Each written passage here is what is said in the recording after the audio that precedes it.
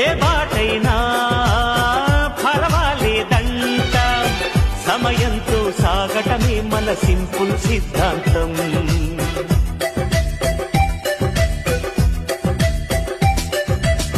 చిరుగాలికి పరిమళమిచ్చే సిరిమల్లెల వనమై ఉందాం, గగనాన్ని నేలను కలిపి హరివిల్లుల వంతెన అవుదాం. ఆనందం అంటే అర్థం మనమందా, ప్రతి పూట పాటై సాగే హుషారు సరిగమలం. ఎన్నో ఎన్నో రాగాలుండే సంగీతం కాదా, చల్లకి నవ్వుల కేరింత.